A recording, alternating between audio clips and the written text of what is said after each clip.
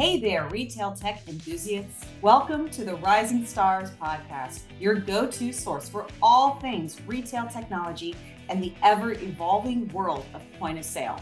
I'm your host, Kate Orara, Partner Development Manager at Star Micronics, and I am thrilled to be your guide on this exciting journey. Here at Rising Stars, we're not just keeping up with the trends, we're setting them. We dive deep into the tech landscape with global industry leaders, unpacking strategies and discussing the latest innovations that shape the future of retail IT.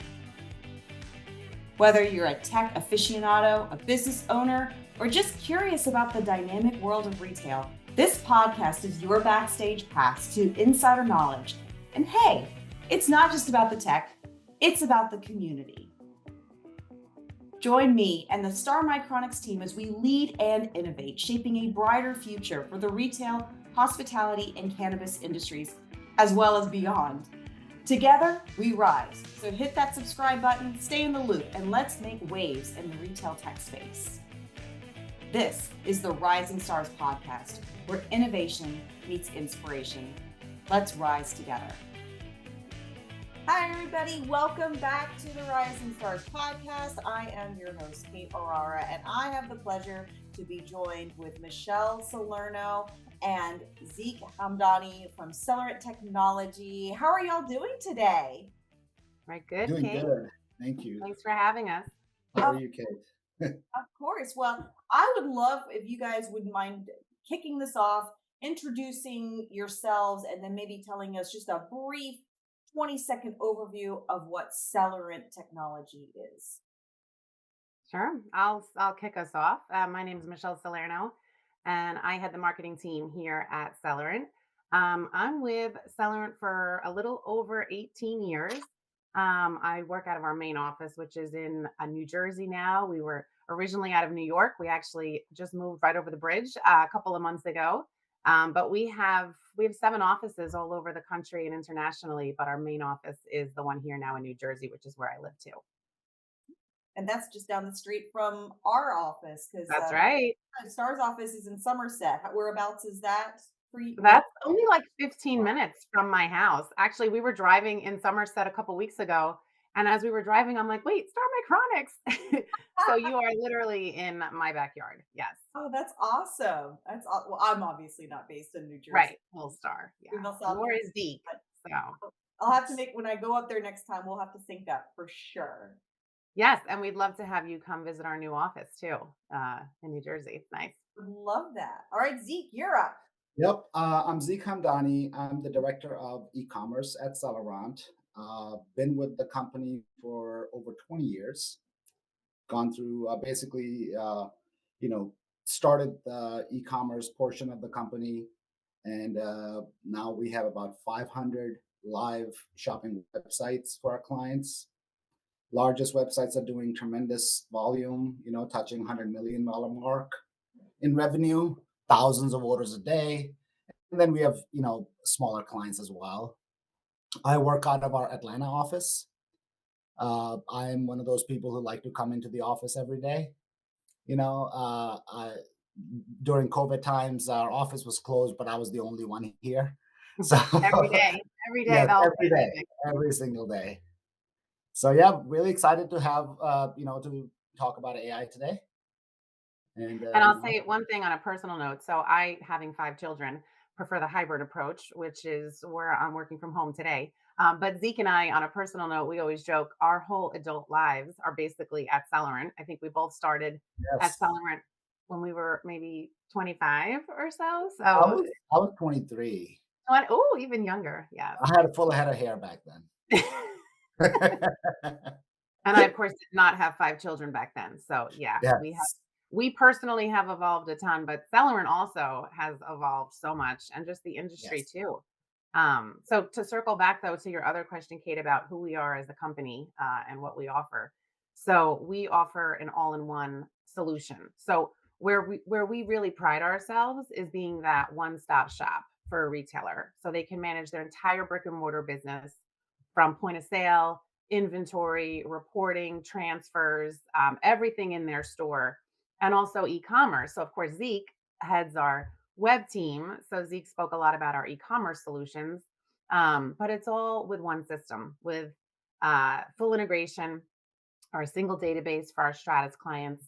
But it even goes beyond e-commerce. We offer mobile shopping apps. We offer digital marketing. We have a team of digital marketers, and we offer things like SEO services to help rank those websites better on Google. We have our own email marketing platform where it's all integrated on one system using centralized data. So it really just helps retailers not just run their business more efficiently, but helps them increase sales channels, and just better market to their customers. And they don't have to deal with so many different vendors because retailers, they don't have enough spare time. So dealing with one vendor for this, one vendor for that, you have five vendors, you have to play the middleman, right? So you have to become the project manager. With us, we do everything e-commerce and store. So we take a good chunk of that away from our client, the responsibility, and It save makes them me time and money. it makes me think, Zeke, when you said not to be, the man in the middle. Mass General, who is a retailer in North Carolina, I think they have how many stores, Zeke? Like 20, I believe, 20 20 stores. stores and Yeah. e-commerce.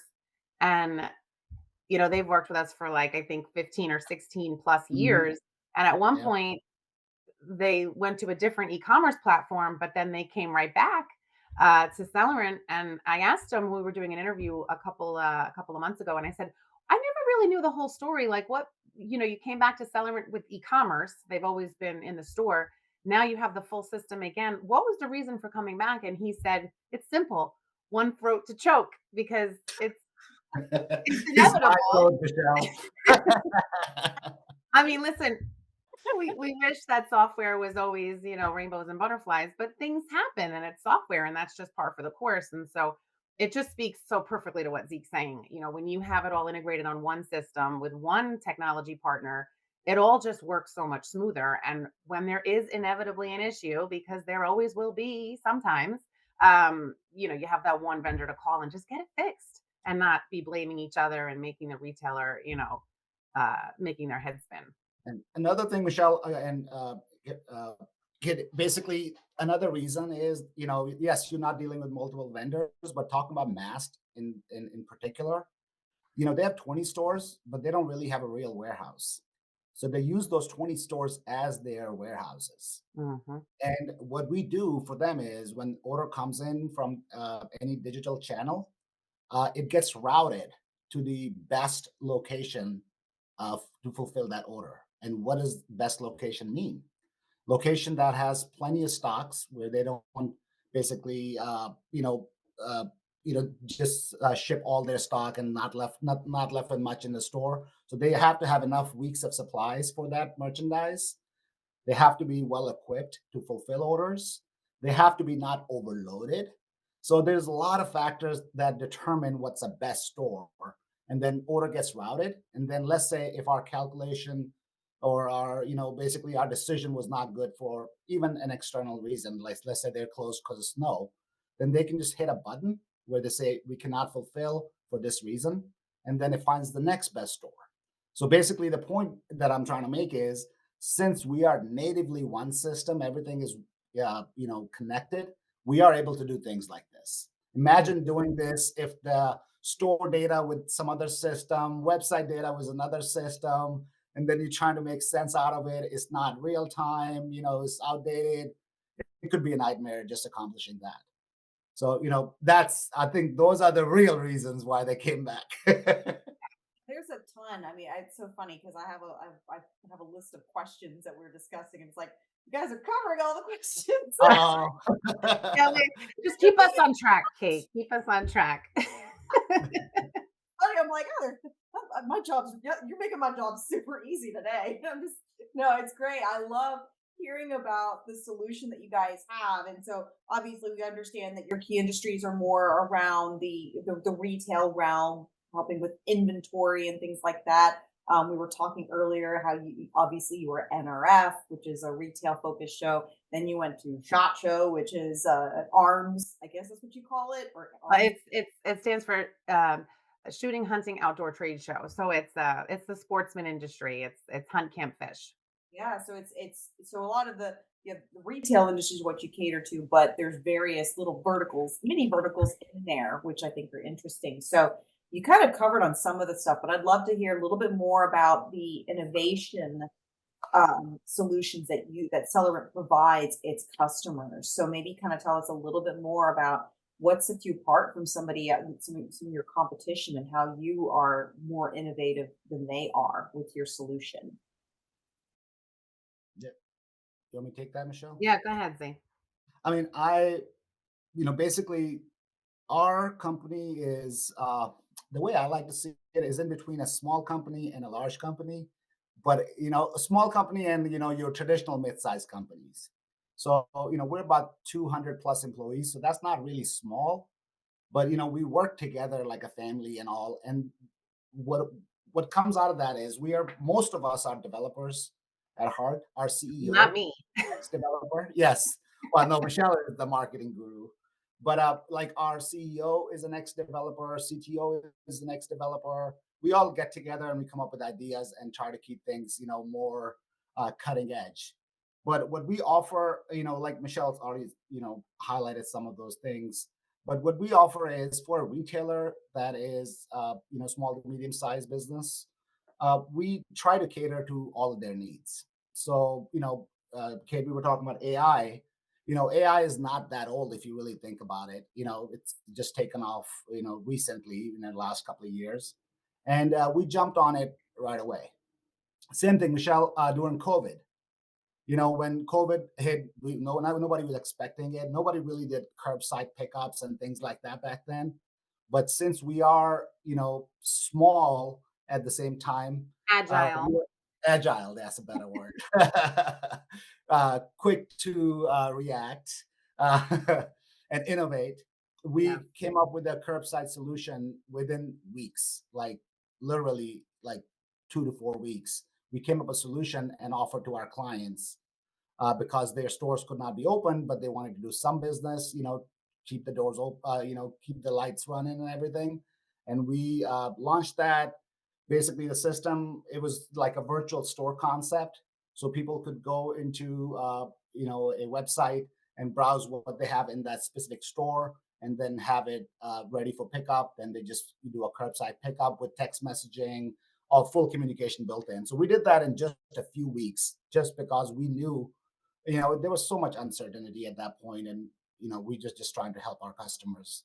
So we do that kind of stuff. But overall, I think as we've covered, we just cover so much area for retailer, and for smaller retailers, it's just not easy for them to have a company for each one of them, and then also everything connected. You could get different systems, but connecting them is another project, and then maintaining that is another project. So we are all in one, natively one system, which is, I think, our biggest differentiator. And then Hmm. after that is our basically our hunger to innovate. We that's what gets us going and gets us excited. So, Yeah. I think that, Michelle, you probably have better points, but I think that's what really sets us apart. And we'll talk about the AI stuff right in the, in the meeting today. Yeah, So no, Zeke, I think you nailed it. I'll just hit on two quick things, which you touched on both already. Forward thinking. I mean, that's just in our blood. That's our DNA, and that's just how we've always been. It makes me think back. You mentioned NRF, of course. We just came out of NRF. I remember being at NRF. I don't know, maybe 10 years or so ago. And the big buzzword, because I feel like every year at NRF, there's some big buzzword. This year it was AI, and we'll get to that. But 10 or so years ago, it was all omni-channel, omni-channel, omni-channel. that was And 15 years ago, Michelle. okay, okay. Well, it's all, it goes fast. But yes, okay, 15 years ago. So, no, but really, it was all omni-channel, and that's what everybody was talking about. That was the new Mhm. thing. And for us at Celerant, that really wasn't anything new because, as Zeke mentioned, the concept of fulfilling online orders from all of your store locations, treating each of your stores as like a mini warehouse, or even eliminating your warehouse altogether. Like Zeke mentioned, Mass doesn't have a warehouse.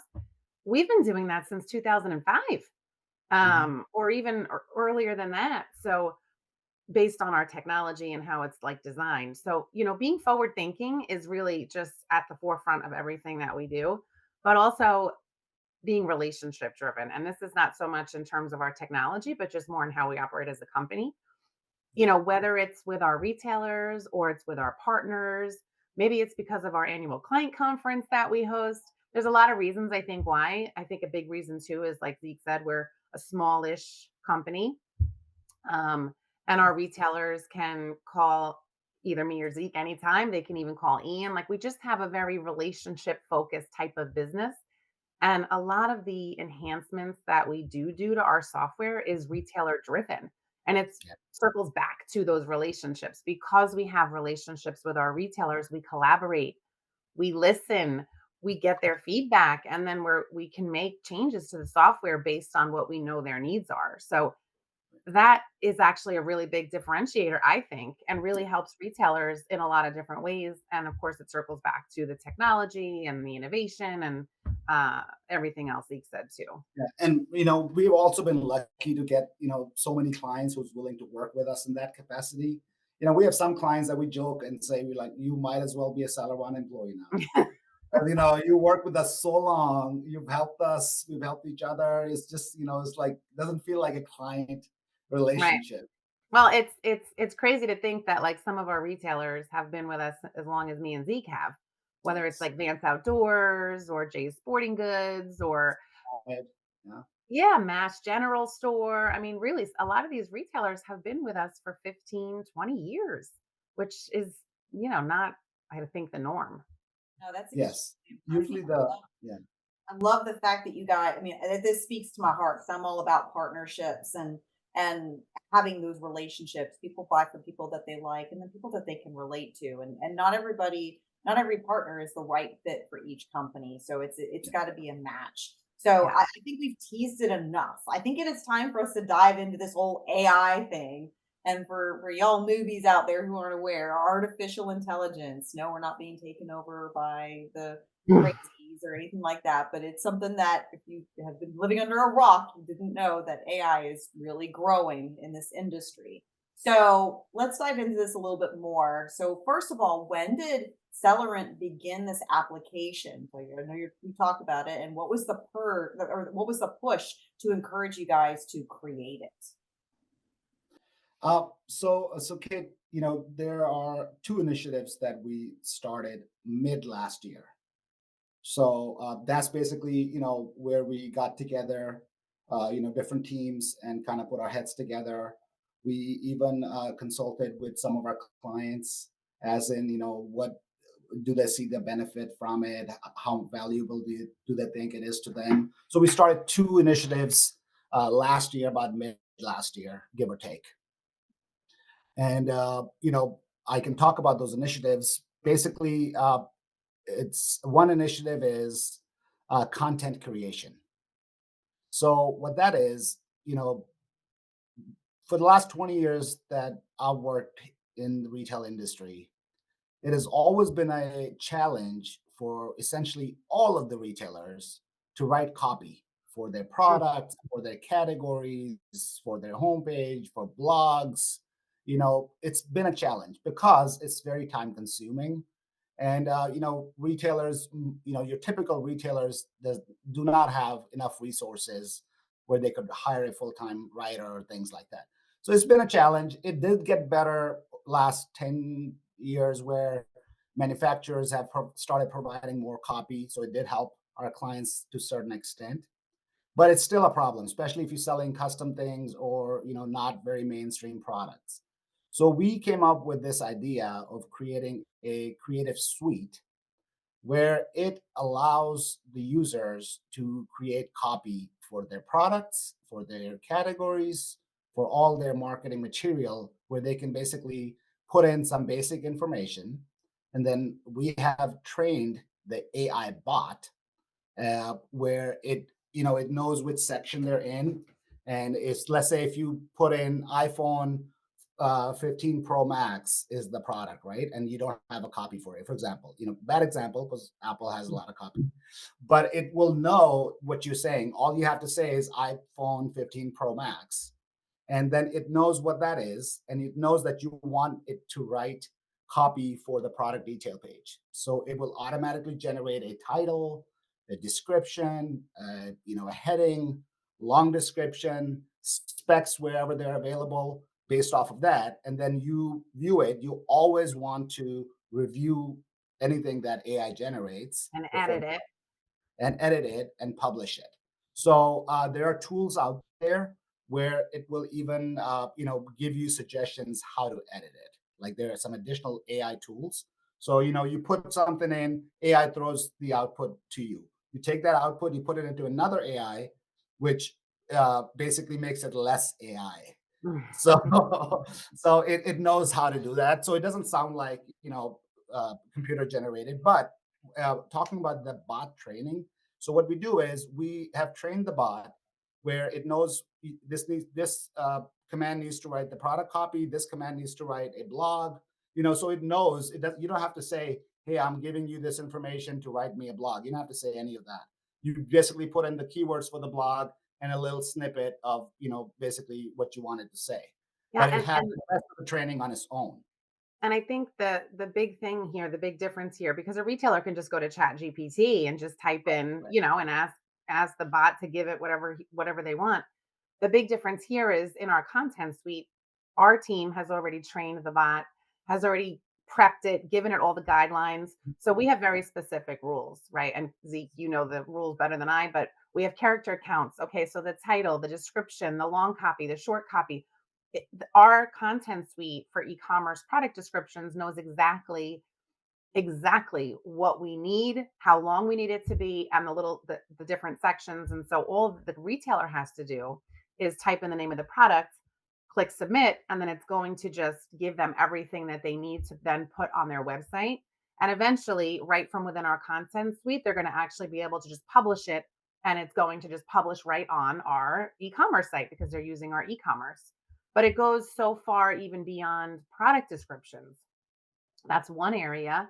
But I think also, Zeke, Yeah, yeah, we have blogs, we've blog, yeah, got all sorts of stuff. We can and monitor and respond to product reviews, reviews, yeah, emails, and customer it service helps. emails. Yeah, it helps. We're helping our retailers. We will be helping our retailers enable their customer service reps to be more professional and respond in a more polished manner, and monitor those reviews. They need to reply to every review, even the bad ones, right? But they need to reply in a really professional manner, and so they can use our content suite to just do that, and the bot will actually do all of that content for them. It helps create emails. It can help respond to customer service inquiries, like emails that come in through our retailer's e-commerce website. They can create blog posts. They can give it prior blog posts and update. Like there's just so much that they can do. And the awesome part is through the integration to our e-commerce, they can then just publish it to their website right from within the content suite. They can even log into all their social media accounts from within our content suite, and they can use it to help them write better social posts. And then they can just post it right onto the social platform right from within the content suite.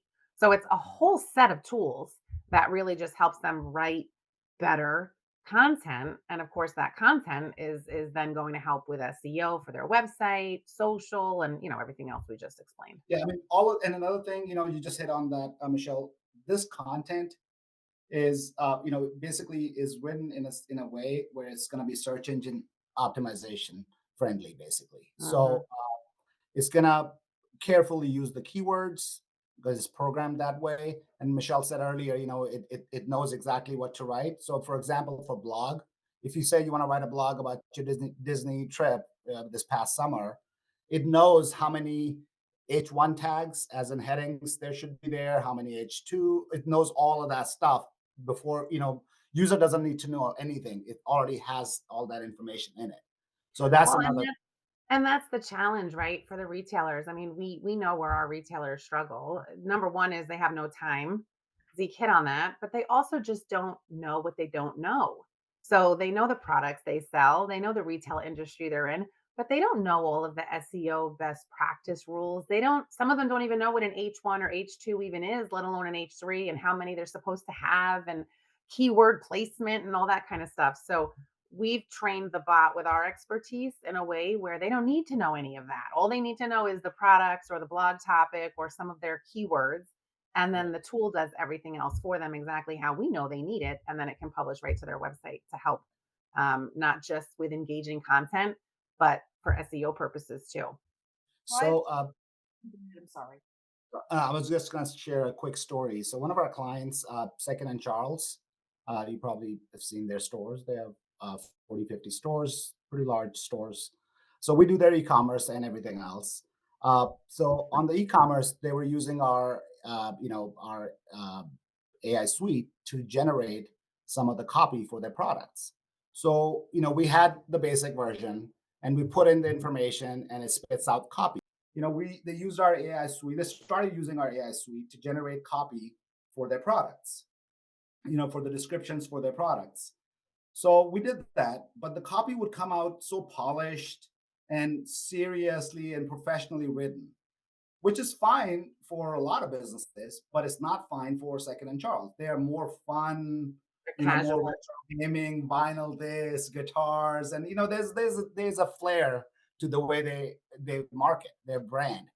So we had to do some additional bot training, and what we did is we fed the bot a few documents that was example of how they write, so their writing style. So, basically we gave them like 10-page document that they have written, that their marketing has written, that basically speaks like they speak. And then after that, the copy that bot generated was much more like the way they speak, and it looked more natural. So, the point that I'm trying to make is, it's not always one size fits all. In the basic functionality, we put what works for most, but then there's Mhm. always a way to tailor make it for you, if you have specific need.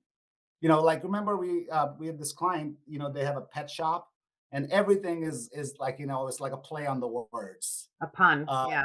yeah, it's a pun. Everything is a pun. So you can't put professional writing on that website. It has to be written that way. Everything, you have so many puns on this site. Hmm. So, like that. So yes, this AI suite takes care of that problem that our clients have had, and then it helps in many ways. With the user experience, with search engine optimization, overall, how good your website looks professionally, and all. It's just helps them with this problem. And then one of our clients said that by using this, he feels like he's going to be able to free up one of his employees who has Mm. been wanting to do more marketing, but his employee was too busy doing this data work, that this will actually free him up, and then his employee can do what the owner actually wants him to More do. stuff. Yeah. Do other things. That's impressive. So, I mean, I keep saying work smarter, not harder. So basically, Yes. technology to almost create a head count so you can Exactly.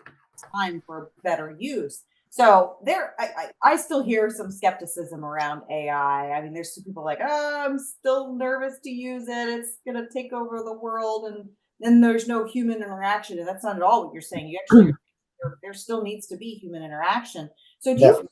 partners that maybe are bucking against using AI and they're having doubt with implementing the platform, and how do you sway them and convince them like, no, you actually really need it? Well, it's the same thing, Kate, I believe. When the e-commerce started many, many years ago, people were like, who's gonna buy shoes online? I mean, don't you want to go And out? look at Zappos now. Yeah, I It's mean, I funny now. everybody does now, everybody. And I Yeah. have to accept that I was one of them too when it started, like way in, like, we're talking 98, 99, or 2000 max. It's like I may buy a shirt or something, or maybe some widget, but never gonna buy shoes. That's just cannot happen. You have to walk in your shoes in the store. Not. And when we were little, when we were kids, we used to run to make sure the shoes are good. And, but now it's not even a thought. Yeah. You just go, your size, you go online. That's just what it is. So, and then remember when Amazon started, people were like, oh, I don't want to get on Amazon, they're going to take X percentage of my sales. But look now, if you were one of those customers who started back then, you would be so huge with Amazon So I don't think it's in anybody's interest to fight technology. I think you gotta use technology to your advantage. Yeah. And I was watching some video, a few weeks ago, and this same question was asked, and the answer is simple. It's not like this technology is going to replace people. It's basically people going to use this technology to do better job, and people who don't use technology, they'll be falling back. So it's Well, that better. that that I think is the biggest takeaway. There's typically two mindsets when you think about AI. There's the people who fear it Mhm. and want to run away from it, and then there's the people who embrace it. And I think it goes back to shifting the mindset and kind of making people or trying to encourage people to look at it from a different perspective. AI is not going to replace what you do, it's going to enhance what you do. And it's the people who actually embrace it and learn how to work with it that are going to succeed. And it's going to make their job so much easier to do exactly, Zeke, what you said, our client said, that they're not replacing that person. No, That no, not person at all. that person spends way too much time, I can just assume, in trying to write and come up with this content. And by the way, Kate, we only talked about one of the AI initiatives. We've got a ton of other things that we have in development, but in terms of content, which is what we spoke about so far, that person was spending so much time just trying to write all the content. Now, using the AI tool, they'll be able to do so much more of that so much more efficiently, but yet they still have to tweak it. They still have to work with it. There is still human interaction to make it Absolutely. what they know they need. But then that person can go and do all these other things that they need to do to be successful. And now they'll actually have the time to do it. So it's not about replacing, it's about enhancing. And I just really, truly encourage anyone who's hesitant about it to kind of just look at it from a different perspective. And if you embrace it and just learn how to work with it, it's only going to make you better. Yeah. So this was another. I think it was a TED talk I was watching, and I forgot the guy's name. He was CEO of some company, and at the same time he was a professor at MIT. And then they asked the same question to him. He's like, "What do you think AI is going to do? Is like, what's going to happen to all these jobs and this thing?" He's like, "Not." He basically said the same thing, that you got to use it, but he said you got to understand how things are shifting. When we were kids, our job was to do the homework, write the paper, and turn it into the teacher, right? And then teacher would grade it, and that's how we all grew up. Now, our kids, their job is not going to be to write. Their job is going to be to grade. So AI will write, and then they will grade it. They'll change it up. They will add their own touch and all. And that's the new writing. That's the new world. Instead of writing from scratch on paper and pen like we used to, it's all changed. That's the point he was making, which is a little scary, a little daunting, but it makes perfect sense. Because if kid, you ask me to write you something right now, most likely I'm going to start with AI, and then I'm going to do my thing, and then I'm going to send it to you. It'll take me a whole lot less time than doing it from scratch on my own, right? And time is Mhm. money. So Because what we're yeah, I saying think embracing is the way to go. is Yeah, embracing is the way. No need to fight it. I think that's not a battle anybody can win. Well, and I'll say this too. So, we talked all about the content AI suite that we have that we've been working on, but we're also working on some other pretty major initiatives on the AI front, which we haven't touched on yet. But for the sake of time, I'll keep this super brief. But we're working on different tools. We have a predictive site search to help our retailers help their customers find products faster on our e-commerce sites. So, We Michelle, also, if you don't mind, I want to give a little bit of technology background on that initiative. yeah, So sure. we're done with the content conversation. So we're moving on to the second topic.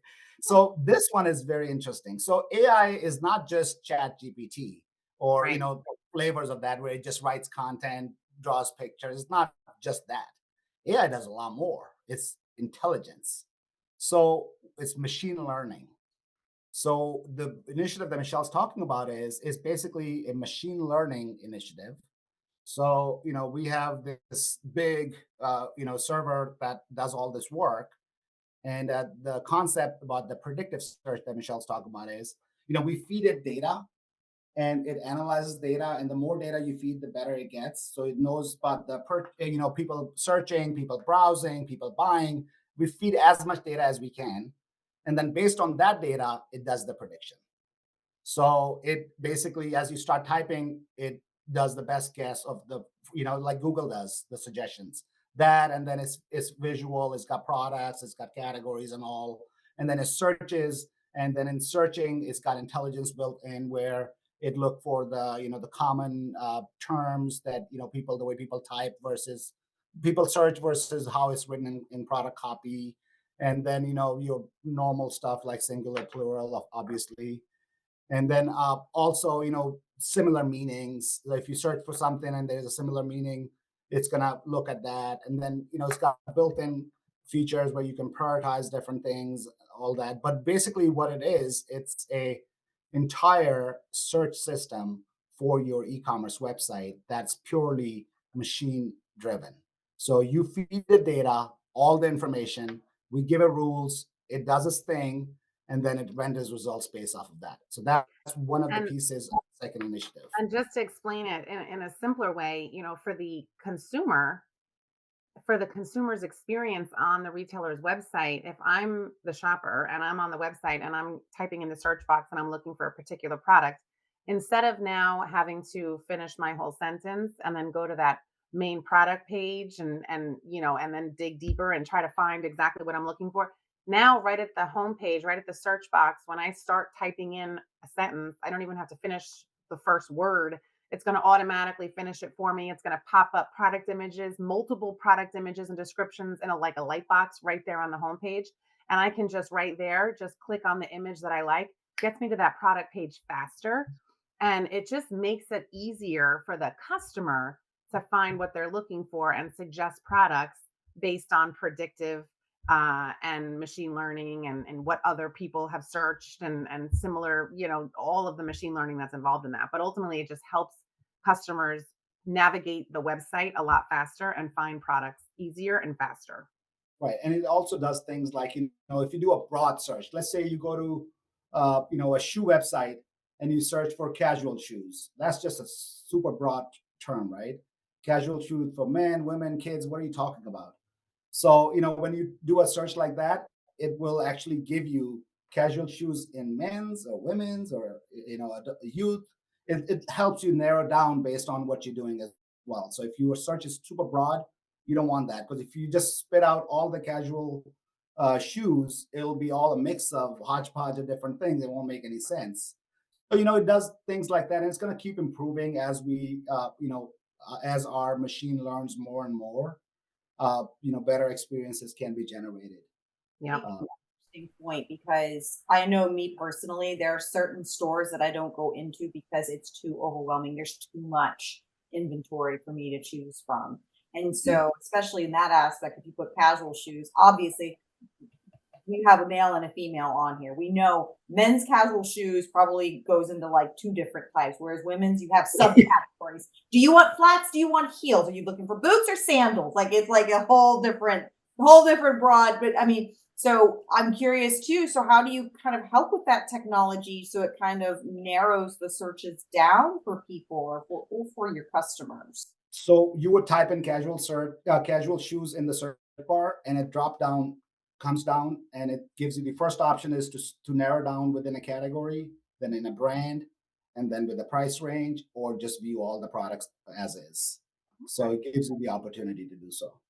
That's great. So what are some of I mean, who when you're working with customers, or those that are either interested or those that maybe have never worked with Celerant before and they're interested in the software that you're providing. And first, and before I even get into that, the fact that you have customers for 15 plus years that you've been working with, I mean, I do think that is an anomaly. I don't think that's normal. You obviously are doing something right with your technology in that you're adapting to the environments versus trying to, you're letting the software work for the end customer versus making the end customer work around the software. That I hear that is a problem that I hear about a lot. But who are some of the people, or what are the job functions or the titles that are primarily involved in this sales process when it comes to the decision to work with Celerant. And I'm going to do a plug here to James Cordy from Blue Star. You made the recommendation, so thanks for this question. I think this is a perfect segue into that. I'm curious to see who you guys are talking with and who is making those decisions. Yeah, I'm glad you asked because when I saw him comment that on social media this morning, I thought, oh well, we can answer that in our podcast in a couple of hours. So for us at Celerant, I think it really depends. We actually offer two systems to the market. We have Stratus Enterprise, which is our more enterprise solution, as the name, of course, says. But we also have a lot of single stores using Stratus Enterprise. They're just larger retailers, or they have a bigger e-commerce presence, or they have real custom needs. But we also offer Cumulus Retail, which is for the smaller retailers, more of those single store or mom and pop type shops. So I think to answer your question, it really varies based on the retailer and their size. If we're talking to a Cumulus Retail type customer, type retailer, it's going to be the owner. It's going to be, the store manager. They're the ones that are running around the store, running the store, trying to find software. They really have no time because they're kind of doing it all versus, in our world for Stratus Enterprise, that's where we're talking more to the e-commerce director or the CTO or the CIO, or what are some of the other titles, Zeke? They typically tend to have a technology team IT because they're manager. bigger retailers. So Yeah. So what now you talked again, this is another plug to James Corey. Thanks, bud. Um, what are some of the reasons? Maybe give us kind of the top two reasons. You talked about the throat to choke, the one throat to choke that Mass General stores gave you guys. But what are some of the reasons that you guys hear of people switching their system from another software to yours? Like what is that? yeah. Drive? I'll give two. I'll give the two biggest that I can say. The first is they need they want to open more sales channels, or maybe they have multiple sales channels. And this does go back to the one throat to choke, but they're using a lot of disparate systems. Or they're, just trying to get their foot in the door with e-commerce, again, depending on if they're smaller or larger. But regardless of if they have all these different sales channels and they want it all on one system, or maybe they have a store and they want to add on e-commerce, they want to add on an app, they want to add on all this cool stuff, they want to do that with a single provider. So that, again, that single provider for me, from where I sit, is typically tends to be one of the biggest reasons they come to us. But another one is whatever software that they're using, it may be outdated. I don't want to say archaic, but in some cases it is, right? They're using an old DOS-based system, or they're just, the software is holding them back. And they finally have gotten to a place where they realize that point of sale is not just tracking inventory and processing sales. It should actually do a lot more for their business. And point of sale software combined with e-commerce and all these things that we're talking about doesn't just help them run more efficiently, it actually helps them sell more products. Whether it's distributor integrations, hooking up with your suppliers, offering buy now pay later options, all of this stuff that's available when you're using a newer technology that you can't even talk about when you're using an outdated older type of software because it's just not available. You are stuck to your technology provider and what they can offer. So that, I think, is another big factor why retailers look to talk to us. I'll give you two more, Kate. Okay. So this is from my, basically what I see. Another reason is we are open to doing modifications. Mm, So you get a 10 store, 20 store chain, and they look at our software, and we have a lot of depth in our several areas like inventory, point of sale, e-commerce. We have so much depth in those areas. Like there's so many features that are built over the last 22 years. But mods is one of the reasons. So, customer will come in, and the way our system is, that's going to do 90% of what they want. And the 10%, they need three modifications done. So we are a company who's open to modifying software, open to adding custom features for companies. So that also makes a big difference. And the second point is, which, I don't know if it's appropriate, but mm, uh, we have functionality, that in many cases matches tier one level technology, because we have clients doing $100 million and all that. Uh, but our prices are not tier one prices, so we are much below that. Well, the official line that we say on the marketing side for that is tier one functionality at a tier two or three price. There you go. You said it. That's the point. That's the point I was trying to make. I've got champagne taste and a beer pocketbook. Like that's how. Yes, yes. Yes. But it's all about giving the SMB retailer the functionality and the technology to facilitate that once was only available to those tier one retailers. Yes. So helping them be more competitive, helping them do so much more innovative, whatever it might be, and be able to compete with those tier one retailers while they're just an SMB. And it has become more and more important every year. Like, it's a very tough industry, retail, right now, because you Yeah. have some very large players with unlimited budgets, and then a small size or medium sized business comes in, they have to play with the same toys to be in the same league, right? To get that kind of business, so it's more and more important now that they have the tier one functionality. But like you said, on beer budget, that's tough.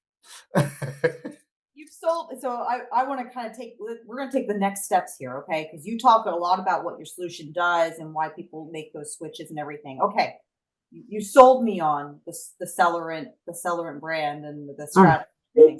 So once that has been done, or once you've made that sale, what's kind of the next steps? Like, what are the next steps that you guys help with the partner or your customer to implement everything? uh, so once the sale is done, then we basically there's months of stuff that goes into place. And then the best part is you are assigned project manager, and that person becomes your first point of contact. And that person basically, by the time the project is done, you guys are very close because you work together for 3, 4, 5, 6 months, depending on the Well, they're project. your dedicated. They're your dedicated project manager. So they're your single point person who you Single work with for everything. and that person basically help you navigate through the whole process. We will provide you a project plan in the beginning, that this is how the whole project is going to go down. These are the tentative dates. This is what we expect for you to deliver to us. This is what we expect to deliver to you. All of that spelled out very nicely and in a lot of detail. And then the project manager goes over that with the appropriate party at the client, and that's how the project basically runs. And every week, there's an automated email sent to our customers where they basically are told if they're on track or not. If they're supposed to provide us something they have not, if we were supposed to do something that we have not. So, it's not like a surprise at the end. So it, kind of keeps them in the loop. And when I say what's expected from the customer, I'm talking about things like, import files. So you getting onto our system, you want to import history, your order history, customer history from your old system. You have to export that for us in a, so that's the kind of stuff when I say what's, need to be delivered from the customer side. That's the kind of stuff I'm And talking. and also, for those smaller merchants, the ones who might be looking at Cumulus Retail, our lighter solution, it may not take months. Like Zeke said, that's Oh, more for the stratus. Yeah, that's more for the stratus retailers. But regardless, they're going to get a dedicated implementation manager. So even our smaller retailers who purchase Cumulus Retail, and maybe they'll go live in 4 or 6 weeks or however long it takes, they also get assigned that dedicated project yeah. manager. That's not And in common. yeah, it's not common, and in some cases, they need it even more than the bigger retailers because they just don't know what to do or how to do it, and I mean, I remember one time we were teaching one of these retailers how to even, like, navigate through Excel. So but that's what that central point person is there for. They're there to be that person to help with whatever they need, build that relationship, and just help them until they're live. Yeah. So that Michelle, I think we're taking too much time, but I want to share one more point. So you're talking about the smaller, cumulus side businesses, our smaller software.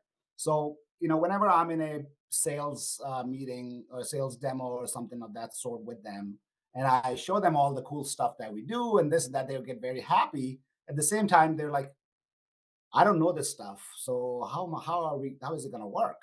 So I say explicitly, we do not expect you to come in with previous knowledge of these things, and we will not ask you to do anything that we don't train you on. So Hmm. if I say I want you to upload these banners for, these pages, you will know what that means and you will know how to do it because you had a training session that we record and share with the client, where we go over everything. We don't assume, because we get clients of all sorts. Sometimes we get clients that are very, very basic, and sometimes we get clients that are programmers.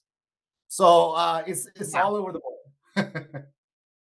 So what about the setup? Like as far as setting, obviously we talk about the e-commerce side of things. They have physical stores as well. What's the setup look like for these partners? Yeah, I mean, these days, there was a time years ago where we would send somebody out on site and they would buy hardware from us and we would install it and ship it out. And, that's evolved too over the years, right? Of course, we can still send somebody out on site if that's what the retailer is looking for. But in most cases, now it's SaaS software. They buy hardware from us, or they can use their existing hardware in many cases, or they buy the hardware themselves, and we get them going with the software. We do the training typically remotely through web camera calls, just like we're doing now. They can see the software, they can play with it, learn it. We do a go live tech review, but a lot of that these days is done remotely. And they get assigned, actually, once we agree upon the go live date, they get assigned not only that dedicated implementation manager, but they also get a dedicated support technician. And that person is there for the entire day of their go live.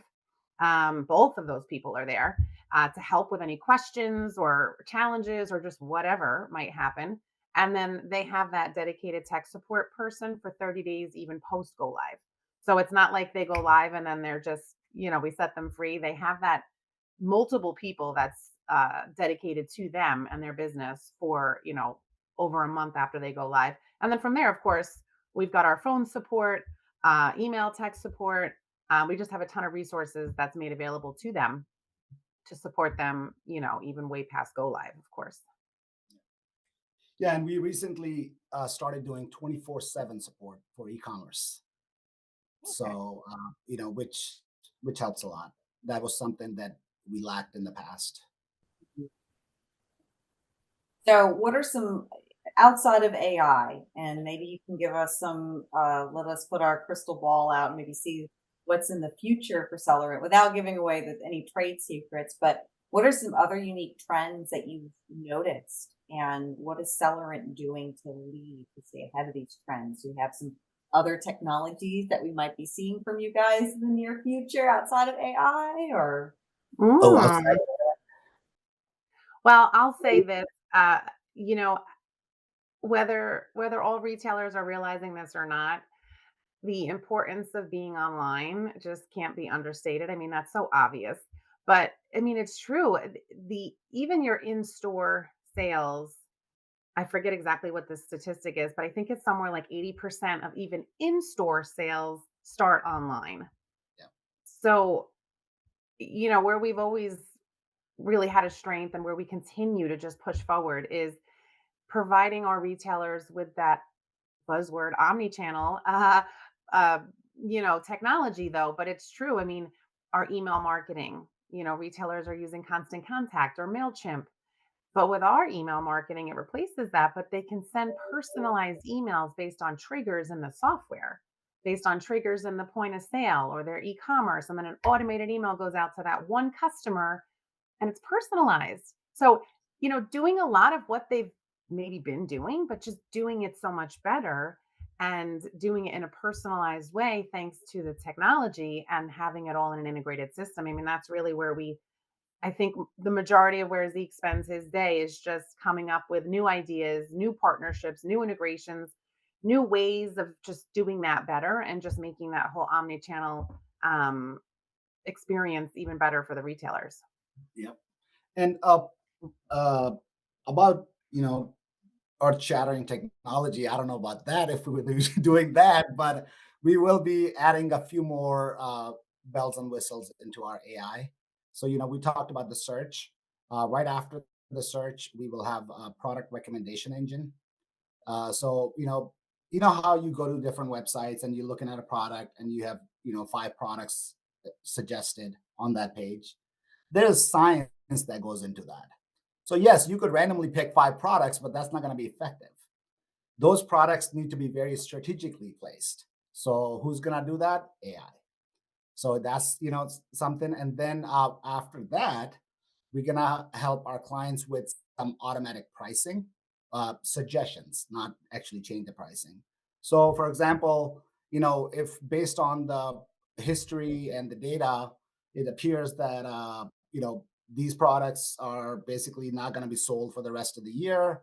Kind of missed the boat on it. So it's going to suggest that you put them on clearance, you do this, you do that, and it's going to help you with ordering based on AI, and it's going to be everything that we do with AI is It really looks basically, at yeah, it looks at it's the a client's suggestion. name. Yes, it's a suggestion. So it's going to pre-populate the fields. You should order this much of this. All that. You approve it, and then it goes into action. But it'll do all the research automatically for you because when you're trying to figure out, okay, what should I put on sale? It's going to give you. It's just like writing a paper. It's going to give you a starting point, and you'll have to finish it. So, that's the direction. And one more thing that we did at Kate, this last year was our year of mobile app. Mhm. So, as in, we launched about six mobile apps, mobile shopping apps for our retailers. Goes back to the same thing. What was that, Michelle? Tier one functionality. Had a tier 2 or 3 price, yeah. Same thing. You look at Gap, Banana Republic, all these guys have launched apps actually very recently, maybe within the last 12 months. And I can only imagine how much they paid. But Mm. we economize it for our clients and, try to provide that level of service, that level of functionality. And, if the app is done correctly and it is right for that business, it can be a game changer. Like I tell you this, if Amazon did not have a mobile app, I wouldn't be ordering as much Mhm. because they have just made it so easy that it's like it's just there's no friction whatsoever. It's like boom, boom, boom, your order is done, and that's Well, what we're and looking for. and the really cool part about a mobile app that sometimes retailers don't think about is it's not just about a new sales channel. When you get your customers to download your app, you can have them opt in, of course, and then you can send them push notifications. So it gets harder and harder to send emails. Well, not to send them, but it gets harder and harder to get in customers' inboxes and actually get them to not only receive your email and have it be delivered and not go into spam, but then also have them open it.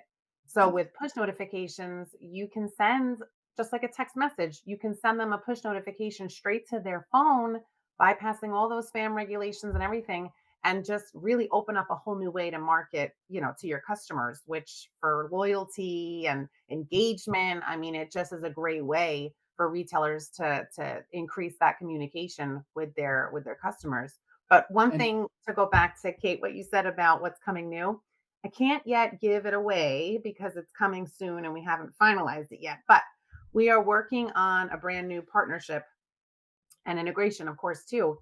And Zeke, yes, e-commerce is so important, but we do still have a lot of retailers who maybe don't have e-commerce, or, they're really trying to push sales into their brick and mortar store. And so this new integration will actually do exactly that. It's going to be to help brick and mortar retailers, whether they have e-commerce or not, help them get more local in-store sales through an integration, pushing it out through search engines and such. And there's more coming soon, but I'm really, really excited about it, especially for those brick and mortar retailers, especially for those smaller SMBs, and really helping them get more in-store sales using the web. So obviously, you talked earlier about your partnerships with the end users. What kind of partnerships do you have with other vendors? Is that something that you guys like, and how do you determine who you partner with in those scenarios? Yeah, so we have a lot of different partners, and I had the marketing team, but I also sort of had that strategic partnership that area. too, so I can definitely speak to that. We don't just hook up with any third party provider to offer another integration. We really look for partners, and we find partners a lot of times through our retailers. Um, but the vendors that we're working with, we are working with them because they really provide a solution to our retailers.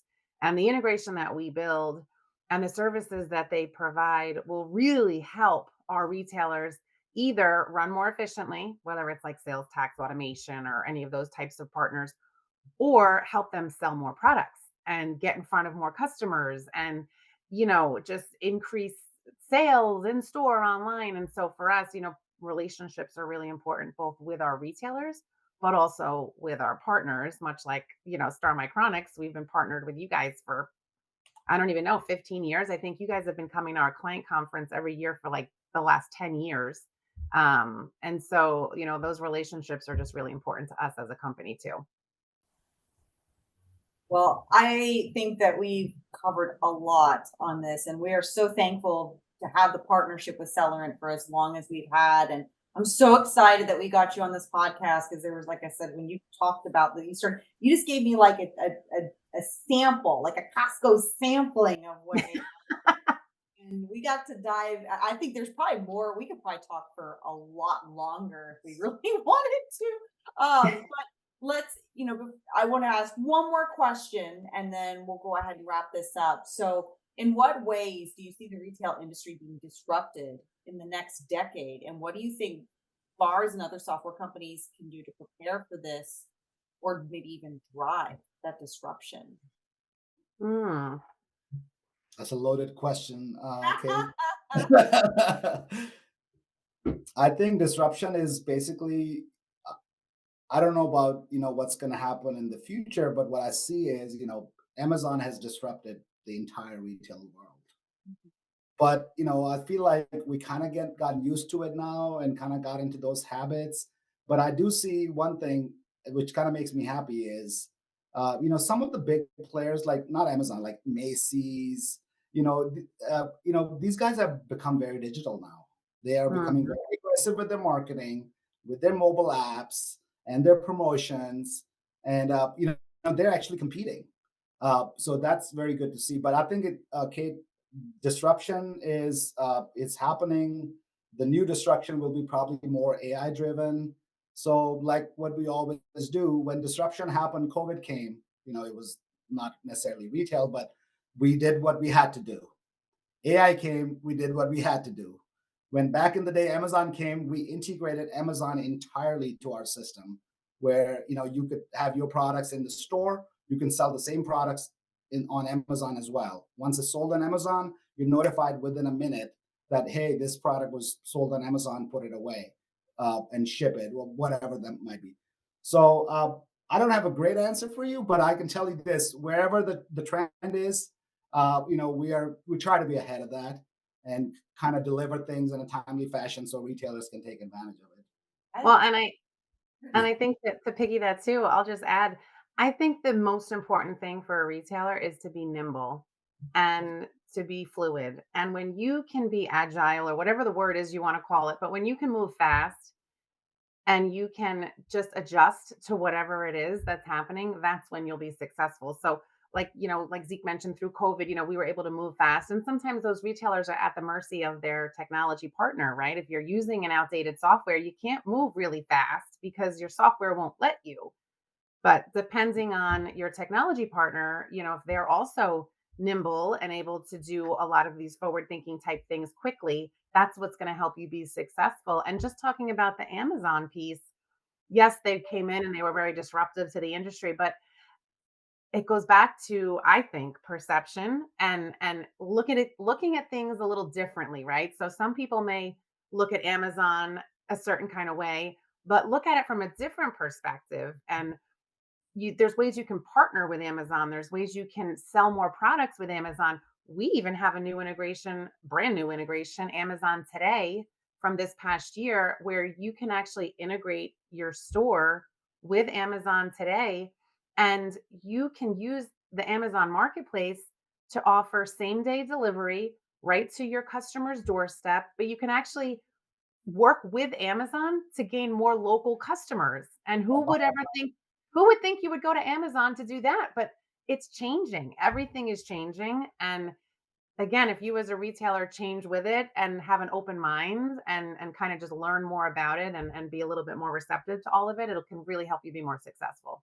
so double down on that. Once I won't take much time. So about Amazon Today program, Kate, this was brand new. Our client was number 6 merchant on Amazon. Number 6 out of, I don't know, gajillion merchants they work with. And we build it. Uh, Amazon actually said we build it faster than anybody else they work with.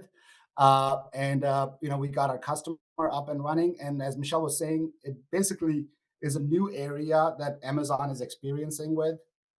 It's buy online, pick up in store. So you could, if you are in the local area of one of our client stores, then you could actually place an order and go to the store and pick it up. And that's what gets you more people in the store. Because best thing for retailers is that people come into the store. Even if they come in to pick up merchandise, there's a chance you can sell more. So, that's basically how we handle disruptions.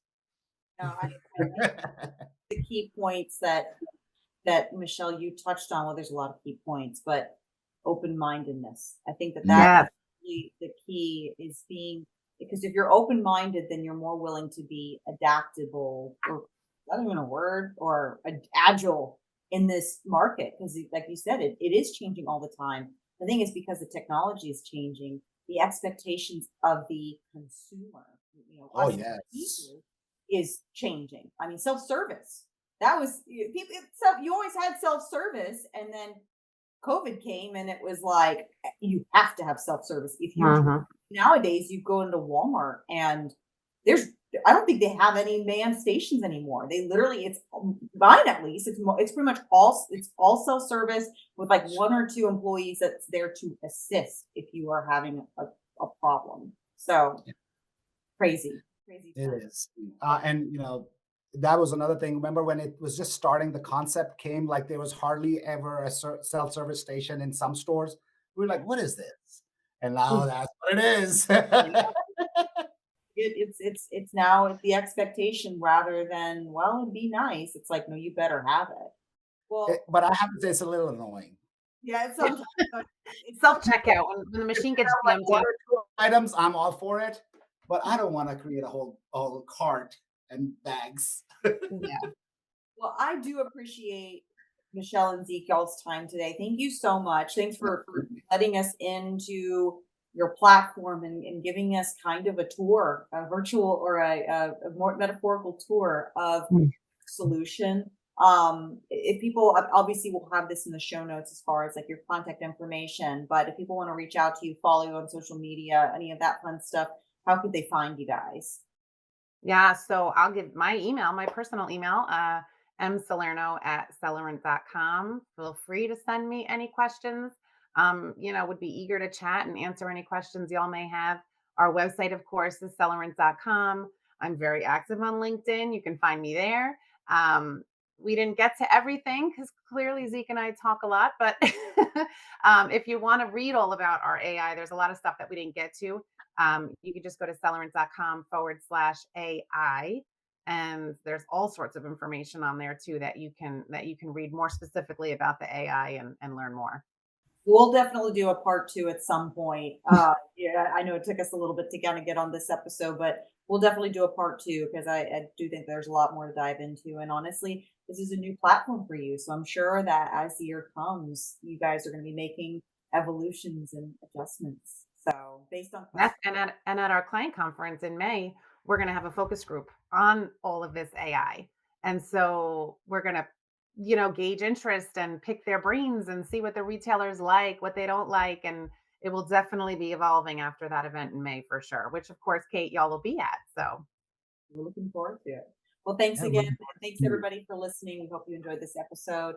Please feel free to share this with someone that you like that you think might benefit from it. Make sure to follow us on social media at Star Micronics. We're on LinkedIn, Facebook, Instagram. We have a YouTube channel. Like this video is going to be on YouTube, and of course, make sure you subscribe to our podcast on YouTube, or make sure you also subscribe to the audio version I like the audio version personally because I don't like watching myself on video. I don't know why. But I prefer listening to people at Apple, Spotify, on your favorite audio platform. Be sure to subscribe. So thanks so much, and have a great day. Thank you all. Thanks, Kate. Thanks, all. Bye. And that's a wrap for this episode of the Rising Stars podcast. A huge thanks to our incredible listeners for tuning in and to our phenomenal guests for sharing their insights. Don't forget to subscribe, rate, leave us a review. Let us know what you want to hear more about. Give us your feedback because it fuels our journey to bring you the best in retail technology. Stay connected with us on social media for updates and behind-the-scenes content. As we sign off, remember the future of retail technology is in our hands, and together, we're shaping it. Keep innovating, keep rising, and until next time, this is Kate Orara signing off. Together, we rise.